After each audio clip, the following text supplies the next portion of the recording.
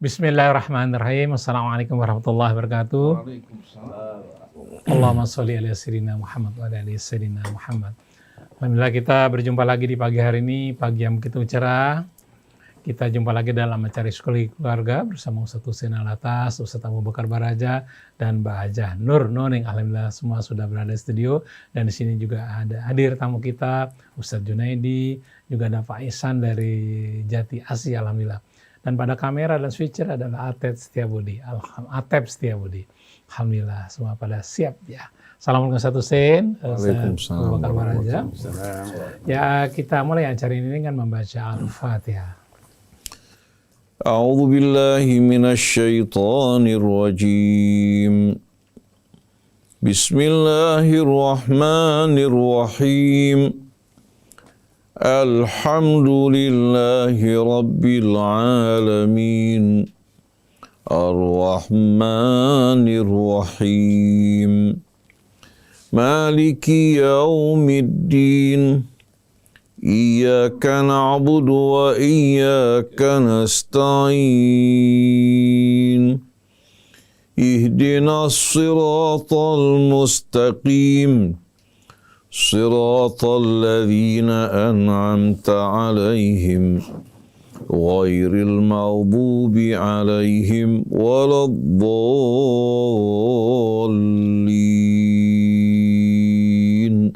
Alhamdulillah kita sudah membaca Al-Fatihah. Mudah-mudahan Allah mudahkan kita dalam menghadapi berbagai problem yang kita hadapi sehari-hari. Kasus yang masuk adalah tentang seorang wanita usia 25 tahun, dilamar, dia sudah naam, tapi berpikir-pikir bagaimana, saya kan belum kenal sama dia, nanti bagaimana kalau pas rumah tangga kita muncul keburukan masing-masing. Jadi dia khawatir itu. Yang kedua, seorang suami sudah nikah 5 tahun, lalu ditawarkan untuk beristri 2 oleh teman-temannya. Dia tertarik, cantik, tapi pada saat tanggal yang sudah ditentukan dia rada-rada khawatir, nggak berani untuk beristri 2. Dia khawatir lah, takut cekcok atau gimana. Nanti akan dibacakan detailnya oleh Mbak Hajah Nur Nuning. Silakan Mbak Hajah Nur Nuning dibacakan. Terima kasih Mas Krisna. Assalamualaikum Ustaz Husain, Ustaz Abu Bakar, Pak Ihsan, dan juga Pak Junaidi, dan semua yang berada bersama-sama Psikologi Keluarga. Mudah-mudahan yang menyimak juga bisa ambil pelajaran dari kasus kita hari ini. Ustadz, saya wanita 25 tahun, sudah dilamar, udah jawab iya. Tapi kan belum pernah bersahabat.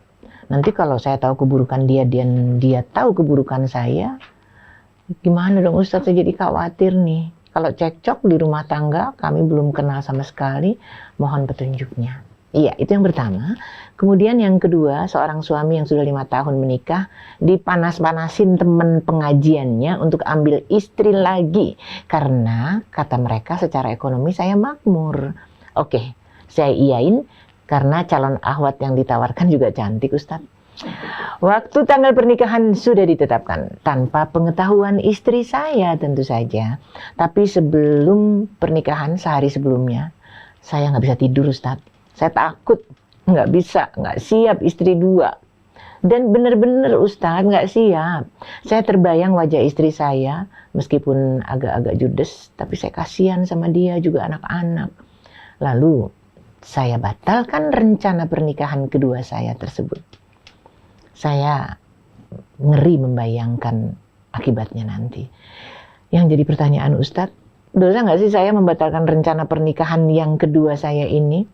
Karena tentu sang ahwat akan sakit hati pada saya. Iya, silakan Ustaz. Bismillahirrahmanirrahim. Alhamdulillahi rabbil alamin. Lakal hamdu ya Rabbana wa lakal syukru anta rabbus samawati wal aradhin.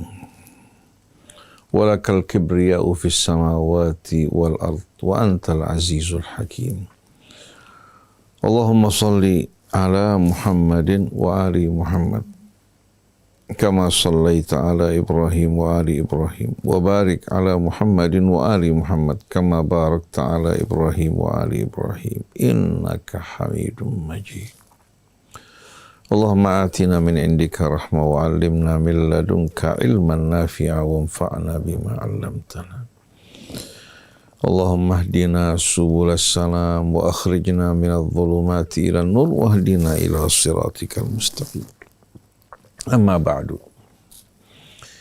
Ikhwan, akhwat, pendengar, pemirsa radio TV Silaturahim yang dirahmati Allah, kaum muslimin dan muslimat. Itu pula kepada segenap saudara-saudari kita yang berasal dari ayah ibu yang sama. Tambah lagi kita sebangsa dan setanah air. Mari bersama-sama kita merenungkan untuk apa kita hidup di dunia ini, kemana kita akan pergi, dan bagaimana cara hidup yang benar. Dunia adalah kehidupan yang singkat, cepat, dan fana.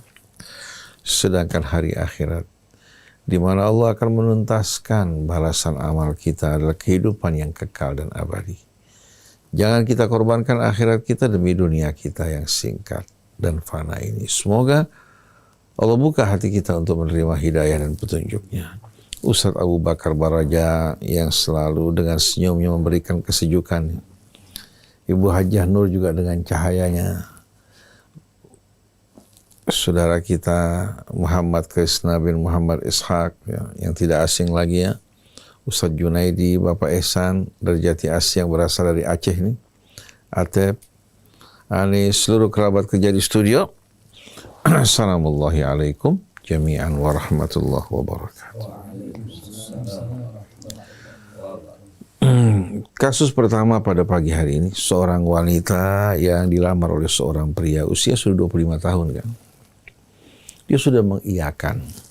Tapi setelah itu muncul was-was, kegelisahan. Bagaimana mereka akan hidup berdampingan padahal mereka sebelumnya tidak pernah bersahabat. Lalu saya bertanya pada ibu, apakah Rasulullah sebelum menikah dengan istrinya bersahabat bersama mereka? Jalan-jalan ke mall bersama mereka, ya. Piknik bersama mereka, nonton bersama mereka. Kan semuanya tidak terjadi. Saya waktu menikah, ini khusus untuk ibu ya, dan juga pengalaman buat yang lain. Saya waktu menikah belum pernah saya lihat wajah istri saya, apalagi bersahabat. Melihat wajahnya pun belum pernah. Ya kalau melalui foto, benar ya. Tapi foto kan tidak apa? Sama. Tidak sama. Saya melamar, saya istikharah, ya Allah, kalau ini merupakan pasangan yang kamu ridhoi, yang bisa mendampingi saya berjalan di jalan kamu, tolong mudahkan. Kalau tidak, tolong jauhkan. Mungkin saya tidak cocok dengan dirinya atau dirinya tidak cocok dengan saya. Ada orang lain yang lebih cocok. Saya melamar pertama ditolak, melamar kedua ditolak, melamar ketiga ditolak. Biasanya alasannya Ustadz masa depannya tidak jelas. Allah kasih subhanallah, kita ditujukan satu orang. Masih ada hubungan juga family. Orang baik-baik ya, dalam pergaulan juga baik-baik, alhamdulillah. Kita lamar tahu-tahu dimudahkan langsung diterima. Setelah itu Allah mudahkan semua urusannya. Nah kita berkenalan, pada saat kita selesai akad nikah ijab qabul baru bertemu. Tapi dasar saya memilih, saya ingin diberikan pilihan oleh Allah yang sesuai dengan keridhoannya. Mata saya bisa saja tertarik pada seseorang karena kecantikannya. Tapi kecantikan kan hanya fisik. Betul nggak? Dia hanya memberikan keindahan kepuasan beberapa saat. Tapi kehidupan rumah tangga kan panjang. Tanggung jawab, amanat, betul tidak? Jadi saya minta Allah yang pilihkan, Allah lebih tahu. Allah kasih alhamdulillah begitu kita bertemu setelah ijab qabul, seolah-olah kita sudah bertemu lama. Dia merasakan keakraban, kita juga merasakan keakraban. Adapun kalau berbicara tentang kekurangan, siapa manusia yang tidak punya kekurangan? Yang penting kita sadar, eling ya, mau saling mengingatkan dan memperbaiki diri. Laki-laki jangan gengsi kalau diingatkan oleh istrinya. Karena dia bisa melihat dari kita apa yang kita nggak bisa lihat. Kita juga, istri kita juga jangan merasa gengsi atau marah di saat diingatkan kesalahannya.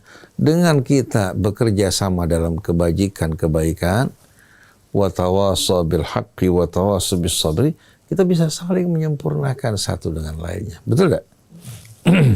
Yang penting pada saat kita memilih pasangan itu yang betul-betul sejalan dengan keridhaan Allah. Kita punya standar yang sama. Kalau ada perbedaan pendapat, kita kembali pada Allah, kembali pada kitabnya. Dan kita sebagai orang yang beriman, kita harus nerima. Betul enggak? Nah, yang saya tanya pada ibu suami nih, atau calon suami yang melamar ibu, yang meminta ibu, kira-kira bagaimana agamanya? Bagaimana perilakunya? Itu yang mesti dilihat. Karena walaupun seorang wanita berjalan, berpacaran bersama-sama seorang laki-laki 10 tahun, si perempuan tidak akan kenal si laki-laki tidak akan kenal perempuan. Malah semakin lama berkumpul semakin apa? Semakin buta mereka. Karena pada saat mereka berkumpul, yang bekerja perasaan bukan akal sehat. Orang kalau sudah mulai muncul rasa cinta, kagum, ya, pada saat itu logika tidak berjalan. Kalau orang ditanya, kamu cinta sama fulan, alasannya apa? Ya saya cinta sama dia. Karena apa coba? Banyak yang lebih cantik dari dia. Saya cinta sama dia. Bagi saya dia segala-galanya. Si perempuan juga begitu. Kamu ini cinta sama dia, apa coba kelebihannya? Buat saya dia kelebihan semuanya. Tanpa kekurangan. Itu cinta. Nah, cinta semacam ini kan tidak sejalan dengan logika, dengan nalar. Oleh karena itu, laki-laki yang terbuai oleh seorang wanita, wanita yang terbuai dengan seorang pria, akalnya tidak akan berjalan. Walaupun berkumpul bersama-sama bertahun-tahun. Oleh karena itu, banyak yang berpacaran 10 tahun, begitu menikah, sebulan kemudian berpisah. Karena begitu menikah, baru apa? Baru mereka saling apa? Mengetahui. Tapi kalau dia memilih pasangan laki-laki yang diterima, yang bertakwa pada Allah yang baik. Dia juga bertakwa pada Allah. Di saat ada perbedaan pendapat, dia kembali kepada standar yang sama, mereka pasti akan apa? Bertemu. Tapi kalau yang satu dari timur, yang satu dari barat, standar mereka berbeda. Dan tidak mau sama sekali bersepakat pada standar yang sama, ya pasti selamanya tidak akan pernah sama sekali cocok. Yang ada cek. Oleh karena itu saya jumpai seorang wanita cantik dilamar oleh seorang pria yang tidak terlalu tampan, juga tidak terlalu kaya. Orang bertanya, kenapa kamu kok di antara pria yang melamar kamu pilih pria ini? Padahal yang lebih tampan banyak. Dibilang ketampanan hanya menarik beberapa saat, tapi pribadinya, kelakuannya itu yang akan terus apa? Yang akan terus ya. Saya saksikan, saya rasakan. Dan ketampanan dia, kalau dia tidak bertakwa beriman, bukan hanya akan menarik saya, tapi akan menarik banyak orang, mendatangkan penderitaan buat saya. Tapi kalau dia beriman dan bertakwa, insya Allah akan buka pintu kebahagiaan bagi dia maupun saya. Seperti seorang wanita menikah dengan seorang pria yang tidak tampan. Sedangkan wanita ini amat cantik. Mereka hidup bersama-sama bahagia. Lalu si perempuan mengatakan, insya Allah kita bersama-sama akan masuk ke dalam surga. Si laki-laki bertanya, apa sebabnya? Apa alasan kamu? Dia bilang, kamu ya menikah dengan saya. Saya diberikan kecantikan oleh Allah Subhanahu wa Ta'ala. Ya. Kamu dari sisi ketampanan dibandingkan sekian banyak pria, kamu tidak miliki. Tapi kamu bersyukur pada Allah. Allah berikan ganjaran orang yang bersyukur berlipat ganda. Sedangkan saya bersabar setia ya sebagai istri kamu. Allah jaga mata saya, pendengaran saya dari hal-hal yang tidak baik. Orang yang bersabar juga mendapatkan janji Allah Subhanahu wa Ta'ala. Innama yuwaffas sabiruna ajrahum bighairi hisab. Tapi kalau tidak ada sama sekali basis iman di hati kita dan ketakwaan, bagaimanapun tampannya seorang pria, bagaimanapun cantiknya seorang wanita, bagaimanapun kayanya mereka, mereka tidak akan pernah mendapatkan kebahagiaan yang sejati. Kehidupan mereka mirip ya dengan apa? Dengan seorang laki-laki yang memiliki bunga plastik yang indah di rumahnya. Begitu pula sang pria di mata istrinya sama. Si laki-laki menggandeng istrinya pada acara-acara pertemuan, disuruh ke salon berdandan berhias. Waktu digandeng, dia ingin pamerkan istrinya depan orang. Si perempuan juga dengan penuh bangga membanggakan suaminya yang sukses, yang berhasil. Tetapi kalau ditanya, bahagiakah kalian berdua? Sama sekali tidak. Karena kebahagiaan bukan disebabkan semua ini. Kalau orang hatinya bersyukur pada Allah Subhanahu wa Ta'ala, orang juga berdampingan dengan orang-orang yang memiliki nilai pribudi dan pekerti yang baik, dan dia juga mencintai hal-hal tersebut, insya Allah mereka akan hidup bahagia walaupun dalam kesederhanaan yang luar biasa. Jadi untuk saudari kita yang bertanya tadi, zaman dulu rata-rata perempuan itu menikah, dijodohkan. Bahkan mereka masih banyak yang di bawah umur. Tapi orang tuanya memilihkan laki-laki yang baik, ya, yang perilakunya juga cukup mulia, menikah bersama anaknya. Subhanallah, si anak ini yang tidak pernah berpacaran sebelumnya, begitu pula si laki-laki, ternyata apa? Masing-masing menemukan pasangan idaman. Si laki-laki melihat kemurnian istrinya, kelembutannya. Karena apa? Si laki-laki itulah wanita pertamanya. Si wanita juga demikian. Melihat laki-laki ini merupakan pria pertamanya. Mereka mengarungi kehidupan bersama-sama, menghadapi berbagai macam serba-serbi dan liku-likunya. Ini justru menambahkan kecintaan mereka. Tapi sekarang kita saksikan, pria berpacaran dengan fulan, beberapa saat kemudian pisah. Coba lihat kehidupan para artis. Betul nggak? Para bintang film, para penyanyi. Kebanyakan dari mereka ternyata selalu menjadi bahan pembicaraan di media. Si fulan berpisah, si fulan ribut, si fulan bercerai. Betul nggak? Kemudian terjadi perselingkuhan antara fulan sama fulan. Kita lihat bagaimana kehidupan rumah tangga semacam ini yang nampak seolah-olah apa? Wah, seperti pernikahan Lady Diana bersama Pangeran Charles. Bagaimana kemewahan yang kita saksikan. Parade dan arak-arakan yang begitu besar. Ternyata di tengah-tengah perkawinan ini terjadi hal-hal yang betul-betul amat-amat tragis dan dilematis. Nah, mana yang kita pilih? Kehidupan seperti ini yang wah, tapi neraka? Apa kehidupan yang penuh ketenangan, mawaddah dan rahmat karena prianya bertakwa, wanitanya juga beriman dan bertakwa. Jadi kembali saya ingatkan, saya menikah dengan istri saya, alhamdulillah sudah 30 tahun lebih. Anak saya sudah 35 tahun. Punya anak sudah 7, punya cucu 10 mau 11. Alhamdulillah, dalam perjalanan pernikahan ya, tidak pernah ada keributan, percekcokan. Ya. Suasananya juga alhamdulillah damai. Karena apa? Saya merasa yakin bahwa ini pilihan Allah. Pilihan Allah. Dalam hal ini patut betul-betul kita sadari bahwa berjalan di jalan Allah, bertakwa kepadanya, menjaga diri kita untuk tidak melakukan perbuatan yang tidak benar, ini yang akan mengantarkan kita menuju kebahagiaan. Nah, kita doakan mudah-mudahan ibu menghilangkan rasa was-was di hati. Ini semua datang dari syaitan pada saat akan menikah. Kemudian ibu pasrahkan pada Allah dan mohon kepadanya agar menjadikan calon suami ini orang-orang yang beriman bertakwa. Agar memberikan kebahagiaan buat Anda berdua. Tapi ibu juga harus mempersiapkan diri ibu untuk apa? Untuk berjalan dalam ketakwaan kepada Allah. Karena tutup panci kalau nggak pas dengan pancinya, kalau bukan longgar, sempit. Betul nggak? Jadi wanita yang bertakwa, penutupnya juga yang bertakwa. Wanita yang beriman, tutupnya juga yang beriman. Baru ada kecocokan satu sama lain. Adapun kasus yang kedua, seorang laki-laki didorong, dibujuk untuk menikah kembali. Itu biasa. Kadang-kadang kalau berkumpul bersama-sama ya, laki-laki yang mau berpoligami takut, dorong orang lain supaya poligami. Biar agak sedikit apa? Biar agak sedikit marak dalam kehidupan. Dia dipengaruhi karena dia punya kelebihan secara ekonomi, sudah mapan. Ya. Kemudian ditawarkan seorang wanita yang cantik.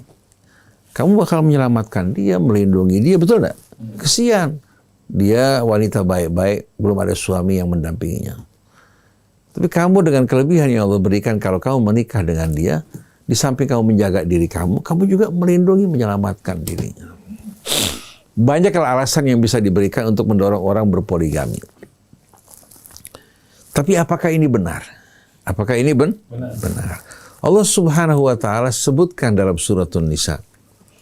Fa in khiftum alla tuqsitu fil yatama fankihu ma thaba lakum minan nisa'i mathna wa thulatha. Fa in khiftum alla ta'dilu fawahidatan aw ma malakat aymanukum dzalika adna alla ta'ulu. Dulu orang-orang Arab jahiliyah, kalau ada salah satu saudara mereka meninggal dunia, meninggalkan anak perempuan, punya harta, maka yang mengurus anak perempuan ini dan hartanya adalah sang paman. Sang paman mengurus sampai anak perempuan dewasa. Lalu si paman berpikir daripada si perempuan dan hartanya pergi jauh kemana-mana, dia perintahkan anaknya untuk menikah dengan perempuan ini. Tanpa diberikan mahar. Tanpa diberikan maharnya. Padahal mahar merupakan hak dia.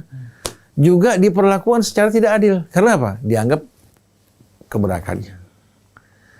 Nah, Allah Subhanahu wa Ta'ala ingatkan, kalau kalian tidak mampu berlaku adil pada anak-anak yatim yang berada di bawah asuhan kalian, lalu dinikahi oleh anak-anak kalian, padahal bukan karena suka, bukan karena kemauan, tapi karena ingin apa?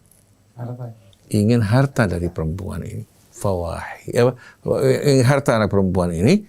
Kalau kalian tidak mampu berlaku adil, memberikan hak mereka secara penuh, silahkan kamu menikah dengan wanita yang kalian sukai, yang bukan dari kalangan anak yatim. Fankihu ma thab lakum minan nisa mathna wa thulatha wa ruba'.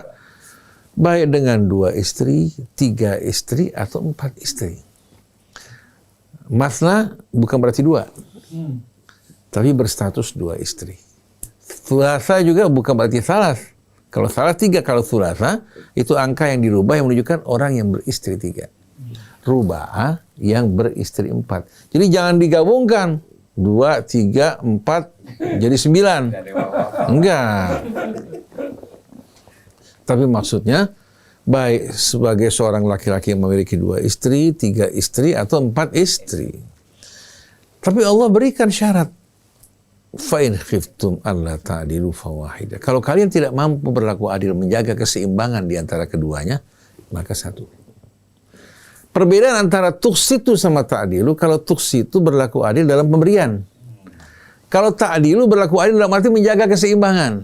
Kan kalau sudah punya 2, mau nggak mau apa? Dia bukan lagi laki-laki merdeka. Kalau tadi punya 1 bisa sebulan keluar kota, betul nggak? Pergi ke sana kemari. Tapi begitu punya istri 2, dia harus bagi waktunya di antara 2 istri dengan cara yang adil. Begitu juga nafkahnya. Betul nggak? Nah, setiap laki-laki yang mau poligami harus lihat dirinya. Mampu nggak untuk menjaga keseimbangan di antara 2 istri? Jangan berat sebelah. Nah, seringkali seorang laki-laki karena menikah sama anak yang dianggap lemah keluarganya, digilirnya sebulan sekali. Digilirnya sebulan sekali. Atau yang satu sudah tua, yang satu muda cantik, dia lebih suka tinggal di tempat yang muda, nggak betah tinggal di tempat yang tua. Nah, kalau cara seperti ini dilakukan, haram hukumnya orang berpoligami. Maka Allah bilang, fa in khiftum alla ta'dilu. Kalau kalian takut tidak mampu berlaku adil, menjaga keseimbangan di antara istri-istri kamu, fawahidatan ay fankihu wahidatan, nikahi hanya 1 perempuan. Dzalika adna alla ta'ulu, supaya kalian tidak miring sebelah. Betul enggak? Jadi bukan berarti perintah poligami, cuma anjuran di sini untuk memilih wanita-wanita yang lain kalau kamu tidak mampu berlaku adil dalam memperlakukan anak-anak yatim. Terkadang bukan anak yatim, 1 istrinya di Sukabumi, ya, orang kampung, 1 di Jakarta. Yang di kampung karena orang kampung lemah, nggak bisa menuntut banyak-banyak, ya, gilirnya semau dia. Gilirnya semau di. Padahal yang di kampung manusia saudaranya juga, yang di kota juga apa? Saudaranya. Nah, saya ingin tanya kepada Bapak ini yang mau menikah karena kebutuhan, karena keperluan, apa karena ojok-ojok aja? Kalau karena diojok-ojok orang lain tanpa pertimbangan, ya pikirkan dengan cara baik-baik. Nah, kalau seandainya Bapak tidak mampu untuk berlaku adil di antara 2 istri, takut. Kalau kamu takut tidak mampu berlaku adil, cukup hanya 1. Cuma sayangnya Bapak sudah berjanji dengan seorang perempuan.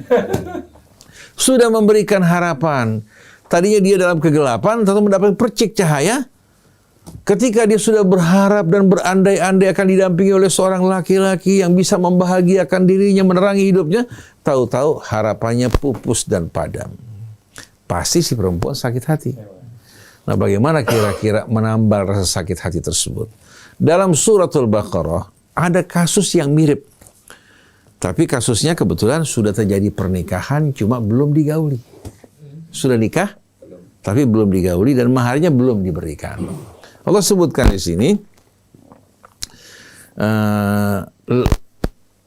la junaha alaikum in talaqtumun nisaa ma lam tamassuhunna aw tafridu lahunna fariidatan. Tidak berdosa atas kalian kalau kalian menceraikan istri kalian yang belum disentuh dan belum juga diberikan apa? Mahar. Wa matti'uhunna 'alal musi qadaruhu wa 'alal muqtiri qadaruhu mata'an bil ma'ruf haqqan 'alal muhsinin. Tapi ingat, karena kalian sudah berikan harapan ya, untuk menikah, dia akan memiliki seorang suami, kemudian kalian batalkan, berikan mut'ah, hadiah. Orang yang mampu memberikan yang lebih banyak, sedangkan yang tidak mampu sesuai dengan kemampuannya. Allah tidak pernah berikan beban di luar kemampuan seseorang. Ini kalau seandainya maharnya belum diberikan. Kalau maharnya belum diberikan. Tapi wa in talaqtumuhunna min qabli an tamassuhunna wa qad faradtum lahunna fariidatan fanisfu ma faradtum illa an ya'funa aw ya'fu alladhi biyadihi 'uqdatun nikah. Tapi kalau kalian menikahi seorang wanita yang belum digauli, ya, tapi sudah diberikan maharnya, maka pada kondisi seperti ini fanisfu ma faradtum, separuh dari mahar buat si perempuan, separuh mahar dikembalikan pada kamu, kecuali kalau mereka mengikhlaskan atau kalian memberikan maaf, ambil semua maharnya. Jadi dalam hal ini bagi si perempuan ya, yang sudah diberikan harapan 1 hari sebelum pernikahan, 1 hari sebelum pernikahan dia batalkan. Nah, saya nggak tahu Bapak sudah berikan sesuatu belum buat dia sebelumnya. Mungkin bawa-bawaan sudah diberikan. Nah, kalau sudah diberikan bawa-bawaan, pilihan di antara dua. 1, Bapak menerima pengembalian separuh mahar, atau Bapak ikhlaskan semua maharnya, ambil untuk dirinya. Ini merupakan ayat 235-236 dari suratul Baqarah. Silahkan periksa kembali. Ini untuk menghibur dirinya yang sudah penuh harapan, diputuskan. Saya yakin wanita manapun pasti apa? Apalagi bapak namanya dianggap seorang baik-baik, tampan, berkecukupan. Pasti perempuan berharap. Betul nggak? Sudah akan punya pegangan dalam hidup, tahu-tahu ternyata pegangannya lepas kembali, terapung-apung di tengah-tengah samudera harapan.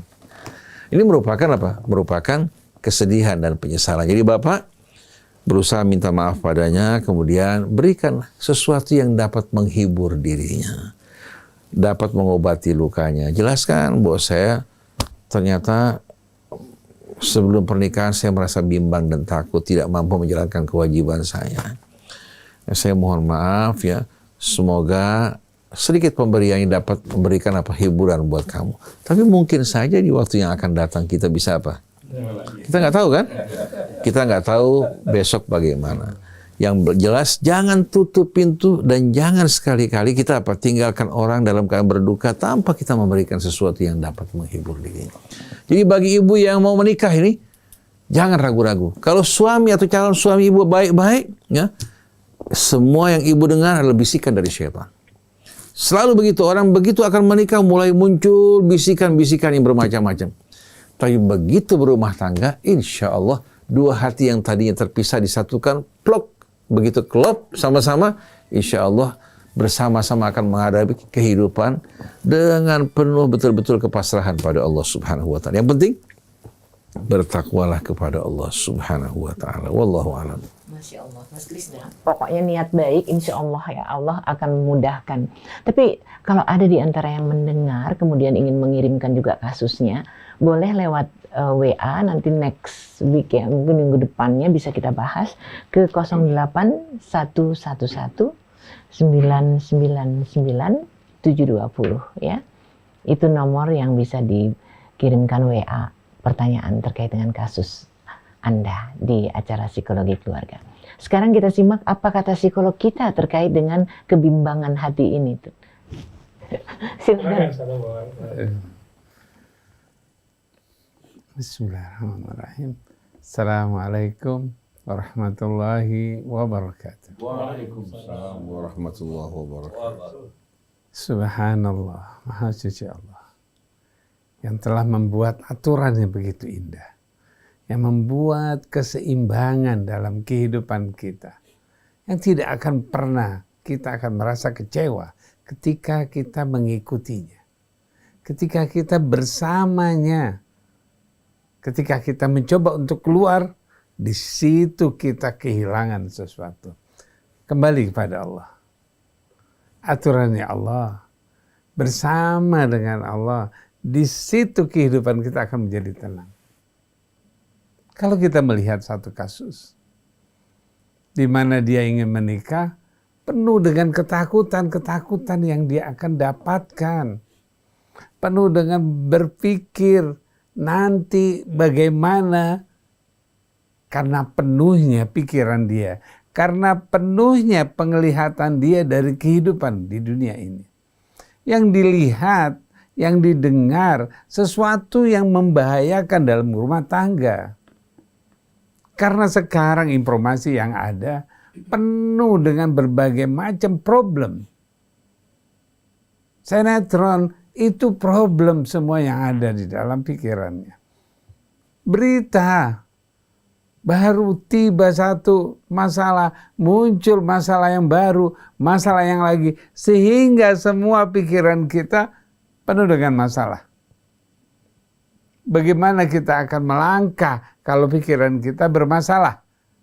Kalau pikiran kita selalu bermasalah, selalu yang kita anggap adalah problem, kejadian nanti, akibatnya nanti, itu yang terpikirkan, mau melangkah, pasti itu yang keluar. Nanti di sana bagaimana?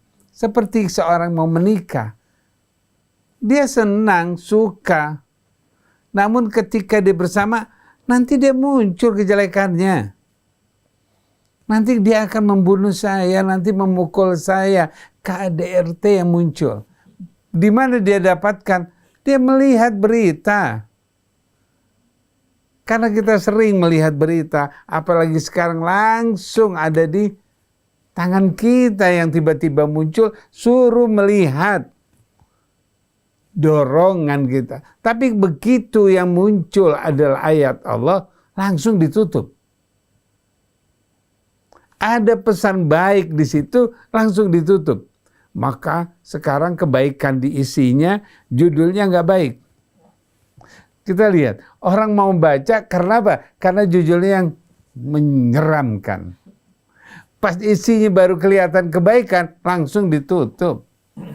Berbeda dengan bagaimana kalau kita lihat kalimat-kalimat yang thayyibah masuk ke dalam pikiran kita.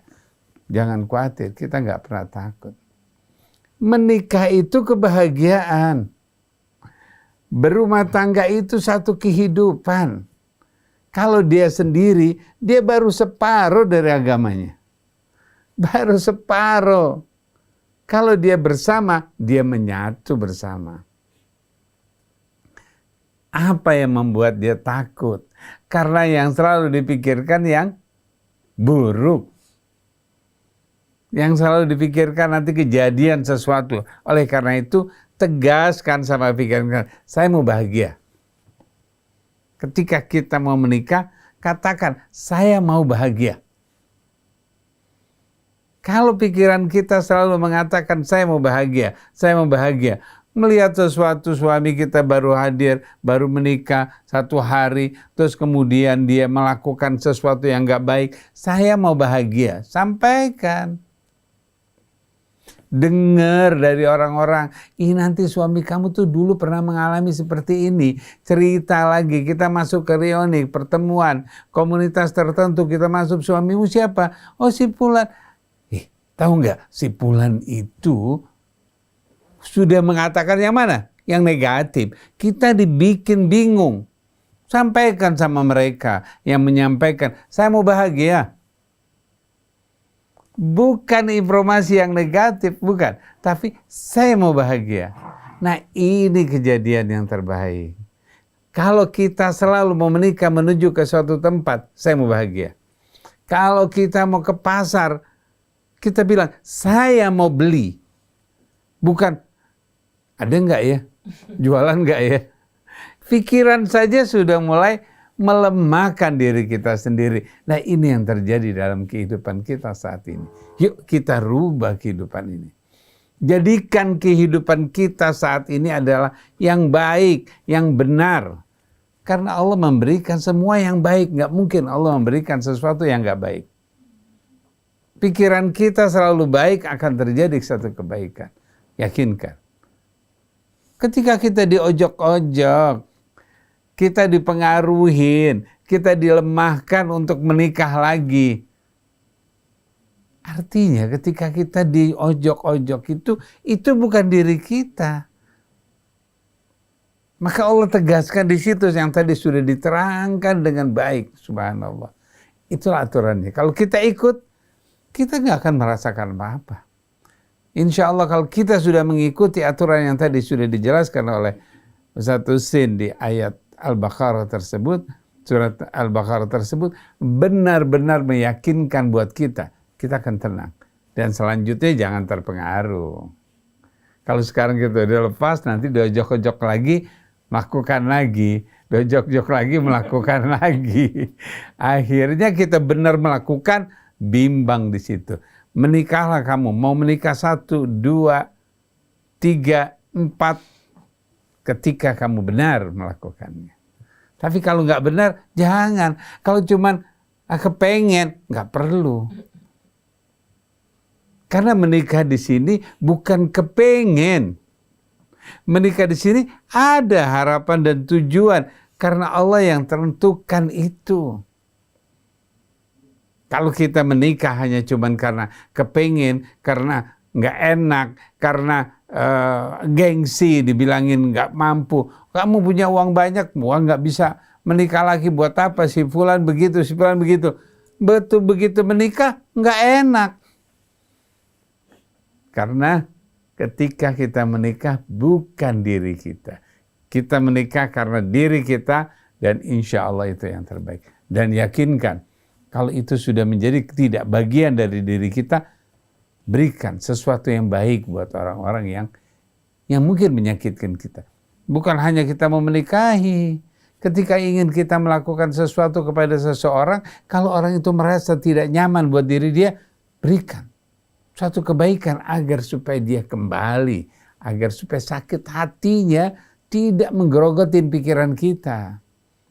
Berikan kebaikan pada seseorang, maka kebaikan itu akan kembali kepada kita dengan kebaikan baik. Oleh karena itu, jangan meragukan diri kita. Yakinkan aturan Allah bersama dengan Allah, pastikan kita akan bahagia. Pastikan kita akan bahagia ketika kita mengikuti aturan Allah. Jangan lepaskan. Begitu kita melepaskan, hidup kita berantakan. Kita diciptakan dengan kebaikan. Ahsani takwim. Begitu kita masuk kepada radatnahu, di situ kita akan berantakan. Oleh karena itu, kembali kepada Allah. Kembali pada Allah, insya Allah hidup kita tenang. Terima kasih. Masya Allah. Jadi yang jadi setan bukan teman setan beneran. Teman-teman bisa ganggu. Tapi kita masih punya waktu sedikit, silahkan ditambahkan Ustaz. Dalam memasuki kehidupan rumah tangga, baik itu laki-laki maupun perempuan, biasa selalu diganggu oleh syaitan. Itu rata-rata. Innaman najwa minasyaitan liyahzuna alladhina amanu wa laysa bidharrihim syai'an illa biidznillah. Najwa, bisikan, datang dari syaitan yang berusaha menghalang-halangi orang melakukan kebaikan. Tapi anehnya kalau orang mau buat maksiat, syahwat di kepalanya, syaitan dorong. Betul enggak? Syaitan dorong, berikan semangat dengan janji kenikmatan yang indah. Begitu terjadi, baru muncul penyesalan. Betul enggak? Iya, betul. Innama ya'murukum bil fahsya. Selalu mengajak kepada perbuatan keji. Tapi kalau orang mau menikah, orang mau berumah tangga, mau kerjakan kebaikan, jangan jauh-jauh. Dia depan rumahnya ada saudaranya lagi butuh bantuan. Minta bantuan. Baik, di hati mau ngasih 500.000. Sampai tengah jalan, 400.000 aja dah. Begitu masuk lemari buka, ntar kan dia bakal balik lagi 100.000 aja dah. Dari 500.000 niat, di sepanjang perjalanan syaitan berusaha untuk mengurangi kebaikan yang dilakukan. Aneh nggak? Tapi kalau seorang belanja, yang dagang kebetulan seorang wanita yang cantik, menunjukkan penampilan yang dia nggak meniat belanja, uang juga lagi nggak ada, kredit card keluar, bahkan kasih hadiah buat dia tanpa diminta, betul nggak? Nah ini banyak kejadian seperti itu. Jadi antum melihat, kalau untuk maksiat syaitan luar biasa, mau acara perkawinan, nanti ada yang berikan masukan, kita kerjain begini luar biasa, satu lagi nambahkan lagi, sampai dari perkawinan sederhana, sekarang muncul macam-macam ucapan terima kasih yang bikin pusing, betul nggak? Perkawinan ini cuma ijab kabul, cukup dengan satu kambing. Sekarang berubah apa? Wal iyadzubillah, orang yang dikorbankan.